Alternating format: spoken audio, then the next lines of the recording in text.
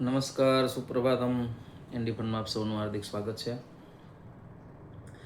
મોબાઈલમાં મેસેજ કરતાં કરતાં કેમ રમતા રમતા હાઈલા જતા હોય ને કોઈ ખાડામાં પડે ને કોઈ છોકરું પાડી દે ને કોઈ હિંચકાલો પછી અમે છોકરાને રેઢું મૂકી દઈએ ને તો એવાને આમ સીધા રાખવા માટે એક એવી એજન્સી વિદેશમાં ચાલુ થઈ, ગાઈડિંગ હેન્ડ્સ બોલો ને જોરદાર હલવા માંડે કે હવે બધા મોબાઈલમાં આમ શું વાતો કરતાં કરતાં ભાન ભૂલી ગયા છે. બરાબર, એમાં ઓલું મેસેજ કરતાં કરતાં સર્ફિંગ કરતાં કરતાં વાઘની જીભ એટલી આમ ખરબચડીને શક્તિશાળી હોય ને કે દિવાલમાંથી રંગ કાઢી લઈએ ને કે પ્રાણીઓની ચામડી ઉખેડી લઈએ ને કે. અને આ વાઘની જીભ રહી ને એ દુનિયાની બીજા નંબરની આમ ઘાતક ને સેન્સિટિવ જીભ મનાઈ ગઈ. અને પહેલા નંબર માટે કોઈ પૂછવું નહીં હો કે એ આપણે ખાનગી રાખવાનું હોય ક્યાં તો પત્ની કે સાંભળો હો ગઈએ તો ઓલો કે હા બીજો કે કઈ ઉપાય હતો કે સાંભળવું જ પડે ને કે. બરાબર, નભા મામા ભણીએ ને કે કેમ ભણા હુકાતો જાસ કે ખાવાનો રાખ કાંઈ કે. અને ભણ્યા પછી મામાના 2 લાખ ખાઈ ગયો કે મામા મોરા પડતા જાય છે કે મામા કે નો કીધું તો સારું હતું કે. બરાબર, એક વ્યસની દારૂની બોટલનું ટી શર્ટમાં છપાયું અને લખ્યું કે આઈ drink only 3 times a week.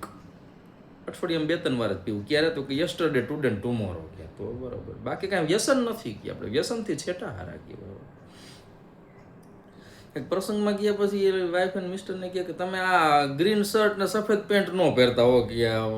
તો કે વાંધો શું, મને બહુ ગમે. અરે કે ન પહેરતા કે કહું ને કે મારા બેનપણી એમ કે પાલક પનીર કોનું આવેલું જાય છે કે. બોલો પાલક પનીર નામ પાડી દીધું. જેઠાલાલનું કેમ આવું પાડે નામ એવું કે.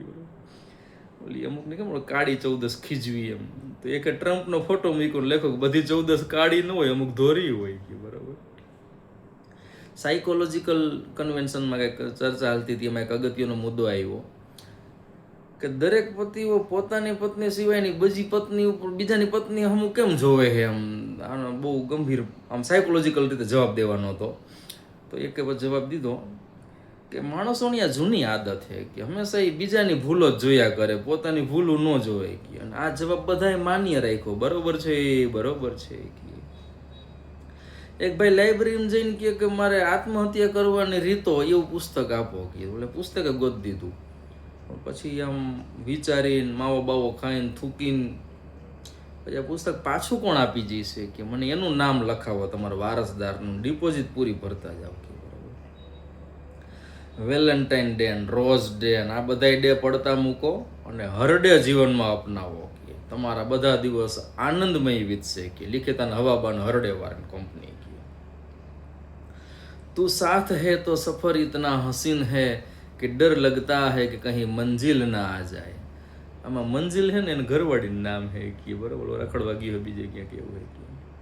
એક બ્યુટી પાર્લરની બાઈને બોર્ડ માર્યું હતું કે સત્યમ છુપમ દિખમ સુંદરમ. બોલો રેડી કહેવાય કીધું. બરાબર, સ્પર્ધામાં એક એવો પ્રશ્ન હતો કે એવું વાક્ય લખો જેમાં મૂંઝવણ, જિજ્ઞાસા, ભય, શાંતિ, ક્રોધ, ખુશી આ બધાની અનુભૂતિ એકારે થાય. તો શ્રેષ્ઠ જવાબ આવ્યો કે મારી પત્ની મારી સાથે વાત નથી કરતી. બોલો, શ્રેષ્ઠ જવાબ ગણાય ગયો. ભૂરન ગાંધીનગરથી ફોન આવ્યો કે તમારે હોમ મિનિસ્ટર બનવાનું, શપથ લેવાના. તો ઓલો કે રહેવા દો ને ભાઈ કે મારે ઘરવાળી ઘર મારું નથી માનતી ને મારે આખા ગુજરાતનું ક્યાં કે ટેન્શન લેવું કે. એક કૈલાસ હોસ્પિટલ કરીને હે અસ્પતાલ, એમાં લાઇટ વાળું બોર્ડ બનાવ્યું હતું, એમાં લાઇટ ખોટવાઈ ગઈ કઈમાં, તો લાશ અસ્પતાલ થઈ ગઈ. બોલો, તો છાપામાં આવી ગયું કે જોવા જેવું. અંગ્રેજી બહુ આમ આટી ઘોટી વાળી ભાષા કે કોઈ વસ્તુ કે આપણે કારમાં કે બાય રોડ મોકલવાનું ને તેમાં લખ્યું શિપમેન્ટ અને શિપમાં મોકલવાનું લખ્યું તો લખ્યું કાર્ગો. ઊંધાવરું કરી નાખ્યું. બરાબર, એક ઓલું ડબ્બામાં ફટાકડો ગોઠવો, ફટાકડો ફૂટ્યો ને ડબ્બો ઉલરો સીધો ઉપર જીબીન તારમાં, આખા ગામમાં લાઈટ વહી ગઈ. એક જ ફટાકે ગયા આખા ગામમાં કાળી 14 કે. રેડી કહેવાય ગયું. હમણાં મંત્રીમંડળનું વિસ્તરણ થયું તો નવા મંત્રી જૂના મંત્રીને પૂછ્યું કામ શું કરવાનું, અને પછી ભાઈ એકબીજા સમજીને બહુ દાંત કાઢ્યા. આમાં બધા સમજી જવાનું આખા ગુજરાતે કે. બરાબર, આ મેડિકલ સાયન્સ ગમે એટલું આગળ વધી જાય પણ ગુજરાતીઓનો એક રોગ રહ્યો ને એનો ઉપાય ન ગોતી શકે. કયો રોગ? તો કે મને કાંઈક થાય છે કે અહક થાય છે કે. બરાબર, ઉત્તર પ્રદેશમાં કે ટોલ નાકું છે કે ફતેહાબાદમાં, એમાં ઓલા કર્મચારીઓ જૂના હોય ને બધાને કે બોનસ આપજો બોનસ આપજો, પણ ઓલા બોનસ કાંઈ દીધું નહીં, ઓછું પડ્યું જરાક દીધું છે જે કાંઈ હોય તે. તો કર્મચારી બધા આપી ગયા સવારના પોરમાં કે ટોલ નાખો ખોલ નાખ્યું આખું બધા વાહન ઘરકાવી દીધા કલાકમાં તો 30-40 લાખનું બૂચ મારી દીધું કંપનીને બોલો કે પૈડા હે કે ઇન્ડિયા નોટ ફોર બિગિનર્સ કે બરાબર. એક જણો મોજમાં તો હોટલમાં જઈને કે મને ચિકન તંદૂરી દિયો અને આ બધાને દિયો કે હાલો મને કે દાલ ફ્રાય દિયો આ બધાને દિયો હાલો કે મને શેમ્પેનની બોટલ દિયો હારા માયલી આ બધાને દિયો કે હાલો કે ડ્રિંક આપો મને આપો ને આ બધાને આપો હવે કે મને મારું બિલ દિયો ને આ બધાને એ બધાનું બિલ દિયો કે આવતીકાલે એનો અંતિમ સંસ્કાર હે કે 10 વાગે કે મારી માઈને પોથરો કરી નાખ્યો. એક પુણ્યશાળી કપલ સ્વર્ગમાં ગયું અહીંયા જઈને વરી પાસે રજૂઆત કરી કે અમારે બહુ સારું જામતું હજી અમારે લગ્ન કરવા સ્વર્ગમાં ગયું. તો ચિત્રગુપ્ત બિચારો કામે લાગ્યો કેટલી બધી તપાસ કર્યા પછી માન એક ગોર બાપો મળ્યો કાટલી તારીખે લગ્નનો બધું વિચારી ગઈ.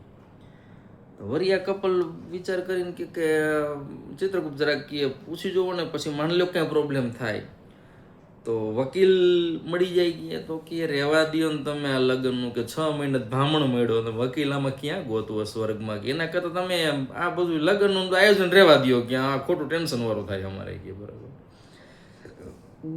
ગુજરી બજાર જેને કહીએ ને આપણે એક બેન કે કાલે અમે ગુજરી ગયા હતા તો બીજા કે અમારે ગુજરી જવું તું કે અરે કે તો હું તો કે ત્રીજી કે હું કેદું નહીં વિચારતી હતી ગુજરી જવાનું કે અરે કે ઓલા કે અમે તો ગુજરીમાં જવા હાટું કે જુનાગઢ આવી પેશિયલ કે તો બીજા ઓલા મહેમાન હતા એ તો બેભાન થતા રહી ગયા કે આ બધાને ગુજરી જવાની ઉતાવળે ત્યારે સમજાય એવું કે ગુજરી અમારે બજારનું નામ છે અહીંયા બધું સસ્તું મળે ગયું.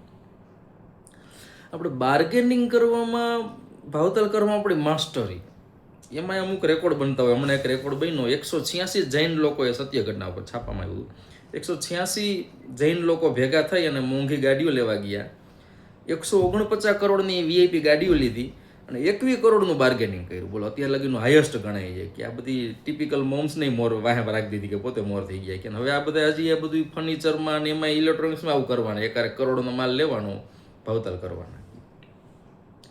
ઋતિક રોશને કંઈક સેલ્ફી મોકલતો હતો તો એમાં દિવાલમાં ઓલા કલરના પોપડા ઉખડી ગયેલા દેખાતા હતા. ઋતિક રોશન જેવા ઘરમાં જો પોપડા ઉપડી જતા હોય ને તો કે આપણે શું ચીજ છે કે આવતા હિલા રાખે કે આવજો.